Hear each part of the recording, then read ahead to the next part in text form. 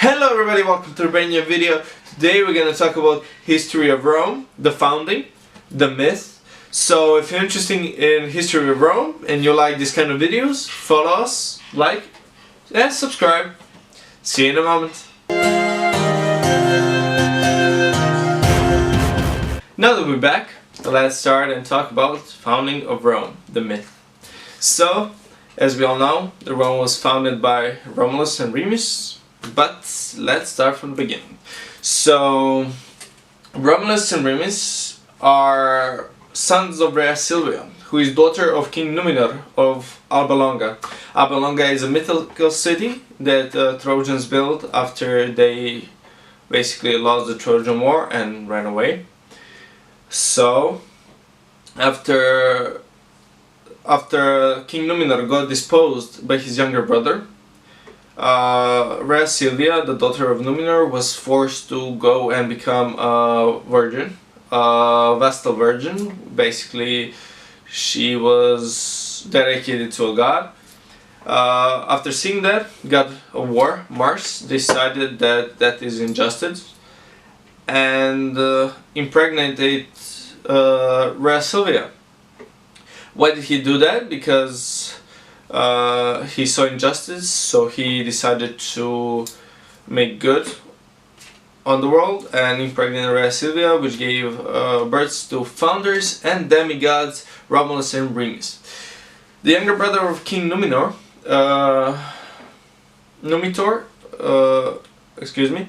was told, there was a prophecy that he will be killed by his grandchildren. Not his, but by our grandchildren. So he decided to drown Romulus and Remus. That is why Rhea Silvia had to become a Vestal virgin in the first place.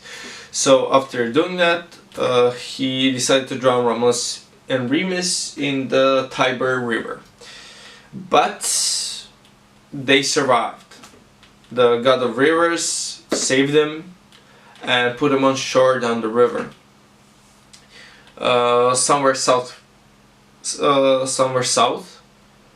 and basically decided to save them, where they were found by a famous she-wolf that took them, saved them from the water, and gave them milk, sucked them, and protected them for a few days until the pastor, who was living like a farmer who was living in near, decided to take them in. And they basically were father and mother to the Romulus and Remus. Romulus and Remus became, when they grew up, became the leaders of the warriors, shepherd warriors around the place. So they were leading the group, and after some time they found out about their true heritage. With their warriors, they decided to attack the city of Alba Longa and basically do good to the prophecy and revenge their mother and kill their grandfather who took their throne and everything. So after that, the two brothers went back to the place where she-wolf found them and decided to found the city. So they had a bit of disagreement. They wanted to do it together, but they had a few disagreements because Romulus wanted to make it on Palatine Hill, while Remus preferred Aventine Hill.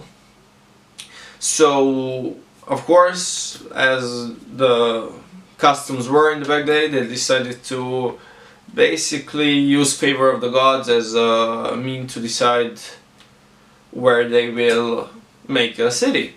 They will found their city. So Romulus was basically looking, same as Remus, on their hills, up in the sky, waiting for a sign of God. And in one moment, Remus saw 6 birds, which was a sign from God that he has their favor. But the thing is, when he went to Palatine Hill, Romulus already started building his walls, his foundations. And he asked why, and Romulus said that he saw 12 birds.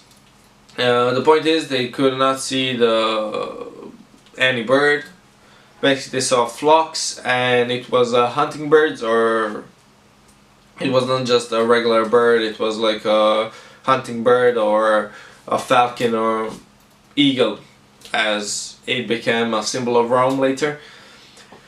So Remus was of course not satisfied, and he was unhappy that his brother already started making walls and foundations of his city, so he decided to go and jump over foundations, which angered Romulus because basically he doomed the city as failure from the beginning. So Romulus went and killed his brother immediately and said famous words, "None will pass foundations of the city." So basically no one would conquer Rome ever, which was true for a very long time. So that's what happened, and then Romulus was of course sad about his brother's death, but decided to name his city on himself, and that's how the name Rome came, by Romulus, and then there was Rome. But the interesting thing is that Romulus was the first king of Rome, and Rome was eventually founded on Palatine Hill, where our foundations built and where the brotherly blood spilled. But as we know, by the acts of doing that, the longevity of Rome showed, or that's what the myth holds. Next episode we're gonna look at some more myths and some truths and facts about how Rome was founded. So stay tuned and see you soon.